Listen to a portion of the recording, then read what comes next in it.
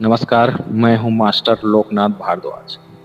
दोस्तों, हमारे चैनल पर सबसे बेहतरीन तरीके से कटिंग सिखाई जाती है, तो हमारे चैनल को आज ही सब्सक्राइब कीजिए, क्योंकि इससे हमारे वीडियो की सूचना आपको सबसे पहले मिलेगी। तो चलिए स्टार्ट करते हैं। तो आज सीखेंगे हम 6 कली वाला साया बनाना। इसे आप पेटीकोट भी बोल सकते हैं। यहाँ पर नाम दे देते हैं कली वाला साया। इसको हम लिख लेते हैं माप। इसमें 2 माप लगता है, एक लंबाई, दूसरा हिप।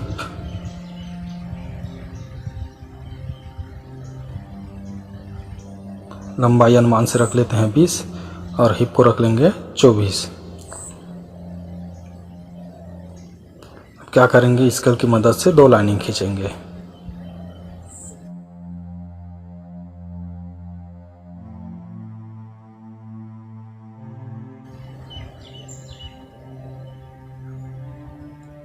ये 2 लाइनिंग, अब इसको बोलेंगे रियल लाइन।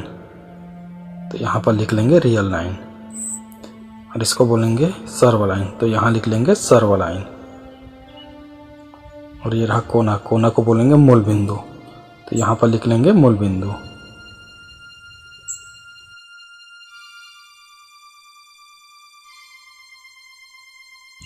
ठीक है, तो इसको हम पहला लिखेंगे कमर लाइन बराबर हिप बटा 8 प्लस करेंगे 0.5।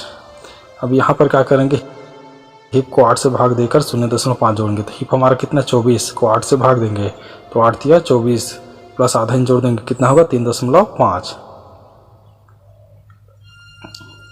अब ये रहा स्केल। जो निशान रहता है वो निशान मूल बिंदु से बराबर मिलना चाहिए। और 3.5 कहाँ पर है, 3 और 4 के बीच में, वहाँ पर हमें निशान लगाना है। अब यहाँ समझने के लिए हम लिख लेंगे 3.5। अब हम समझने के लिए एक उदाहरण लेते हैं। मान लेते हैं 32 को क्या करेंगे, 8 से भाग देंगे, तो कितना आएगा 4 में 0.5 जोड़ेंगे तो कितना होगा 4.5। उसी प्रकार से मान लेते हैं 40 को 8 से भाग दिए तो कितना आएगा 5 में 0.5 जोड़ दिए, कितना होगा 5.5। अब मान लेते हैं 42 को 8 से भाग देंगे तो 5.25 आएगा। अब देखो 5.25 में 0.5 जोड़ेंगे तो 5.75 होगा। ध्यान देना, दशमलव बाद हमें एक ही संख्या लेना है, 5.7। अब यहाँ पर लिखेंगे दूसरा नंबर कुल लंबाई बराबर लंबाई प्लस प्लेट प्लस मार्जिन, और यहाँ माइनस करेंगे कमर पट्टी की चौड़ाई।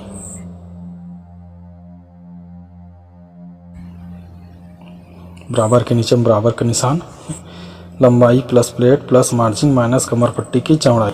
तो कमर पट्टी अलग सिलना पड़ता है, इसलिए हम माइनस करेंगे। तो बराबर के नीचे में बराबर का निशान, यहाँ देखते लेते हैं लंबाई कितना है 20, तो 20 नीचे में लिख लेंगे, प्लस यहाँ रखेंगे प्लेट। तो प्लेट हमें थोड़ा चौड़ा लेना पड़ता है, इसलिए 1.5। अब यहाँ प्लस, यहाँ क्या है मार्जिन ऊपर और नीचे दब गया था, हम 1 ले लेंगे। अब माइनस करेंगे कमर पट्टी की चौड़ाई 2.5। अब क्या करेंगे, सबको जोड़कर 2.5 घटा देंगे, तो कितना होगा 20, 21, 22.5 में 2.5 घटाए कितना बचेगा 20। तो बराबर करके 20 लिख लिए, और मूल बिंदु से हमें रियल लाइन में लेना है 20। ध्यान देना, यहाँ पर दोनों लाइनिंग मिलना चाहिए। यहाँ 20 पे निशान लगा लिया। समझने के लिए यहाँ पर लिख लेते हैं 20। लेंगे तीसरा घेरा लाइन बराबर 1/4 + 1।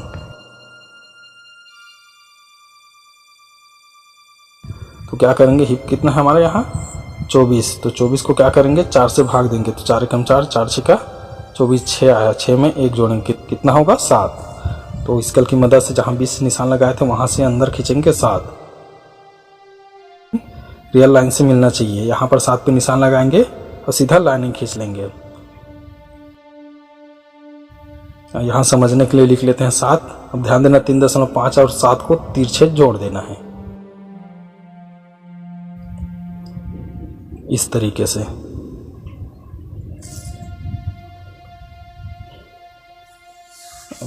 अब क्या करना है, देखो प्लेट मार्जिन के लिए यहाँ पर लेंगे 2 इंच,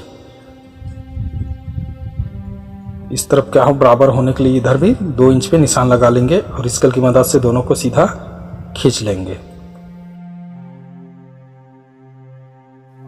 ध्यान इस बात का देना है कि ऊपर वाले को नीचे लाना है और नीचे वाले को ऊपर लेना है।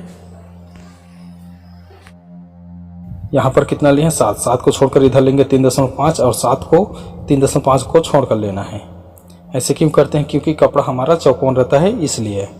तो देखो 3.5 हम 7 को छोड़कर ऐसा निशान लगाकर लाइनिंग खींच लेंगे और यहाँ लिख लेंगे समझने के लिए 3.5। ऊपर देखो 3.5 जो लिए हैं उसको छोड़कर हम लेंगे 7, यहाँ समझने के लिए लिख लेंगे 7। अब 3.5 और 7 को क्या करेंगे, सीधे स्केल की मदद से खींच लेंगे। तो देखो हमारा जो कपड़ा रहता है चौकोन, तो हमें भी चौकोन प्राप्त होगा। करेंगे यहाँ 2 इंच लिए हैं तो यहाँ पर भी हमें 2 इंच लेना है, तो 2 इंच पे यहाँ निशान लगा लेंगे। इस तरफ लाइनिंग सीधा करने के लिए निशान लगाते हैं। अब दोनों को स्केल की मदद से सीधा मिला देंगे। यहाँ पर समझने के लिए लिख लेते हैं 2 इंच। अब यहाँ लिखेंगे चौथा नंबर, सामने सिलाई बराबर कमर लाइन। ध्यान देना, सामने सिलाई लेंगे किसके बराबर, कमर लाइन। तो यहाँ पर कमर लाइन हमारा कितना है 3.5, तो यहाँ पर लिख लेंगे 3.5। तो नीचे से ऊपर जाएंगे 3.5। इस तरह इसके रख लेंगे। जीरो वाला लाइनिंग मिलना चाहिए। यहाँ पर 3.5 पे निशान लगा देंगे। यहाँ देंगे कैंची निशान, यहाँ 2 इंच पे और यहाँ 2 इंच पे। देखो यहाँ 1 नंबर, ये 2 और ये 3, यहाँ पर 3 कैंची निशान रहेगा। आपका डायग्राम कंप्लीट। अब क्या करेंगे, यहाँ लिख लेंगे समझने के लिए कपड़ा 4 मोड़।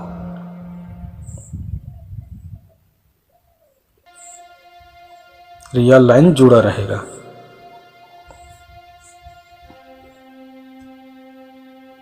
इसे कोष्टक में बंद कर देंगे। अब देखो हमारा रियल लाइन कौन सा, ये। अब काटेंगे कैसे, यहाँ नीचे से ये काटते काटते गए, यहाँ पर इसको ये ऊपर बराबर यहाँ काट लेंगे। उसके बाद देखो ये तिरछा लाइनिंग है, इसको भी काटना है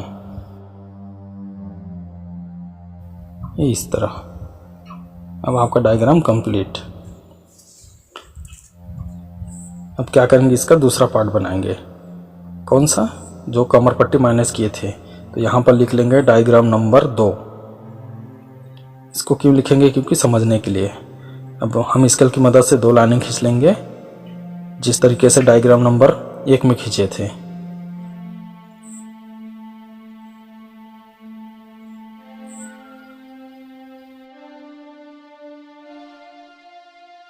इसको बोलेंगे रियल लाइन, इसको बोलेंगे सर्व लाइन और एक कोना को बोलेंगे मूल बिंदु।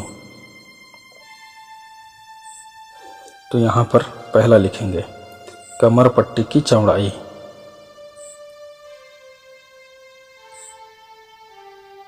बराबर 3। ध्यान देना, आधा इंच उसमें सिलाई के लिए जोड़ दिए हैं क्योंकि 2.5 हमने माइनस की। यहाँ पर 3 पर निशान लगा लेंगे।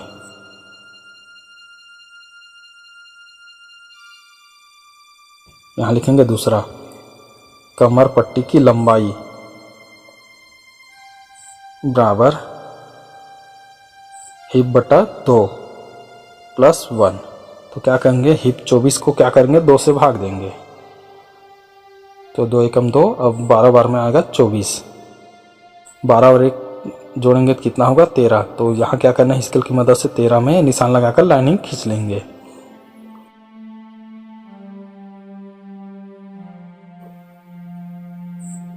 और इसे ऊपर से सीधा मिला देना है। तो यहाँ समझने के लिए लिख लेते हैं 13। ध्यान देना, कपड़ा इसमें कितना मोड़ रहेगा, कपड़ा 4 मोड़। रियल लाइन और सर्व लाइन जुड़ा रहेगा।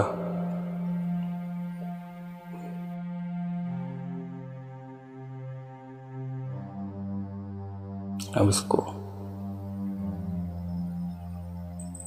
कोष्टक बंद कर लेते हैं। देखो ये रियल लाइन, ये सर्व लाइन दोनों जुड़ा रहेगा। अब काटना कहाँ से, इस तरीके से, ये काटते काटते यहाँ तक। अब आप रियल लाइन और सर्व लाइन जुड़ा रहेगा। आपका डायग्राम कंप्लीट। अब देखिए पेटीकोट बनाने के लिए लंबाई का माप किस तरीके से लेना है, हिप का माप, कमर को लेना है और आपका डायग्राम इस तरीके से बनकर प्राप्त होगा। ये डायग्राम नंबर 1 है।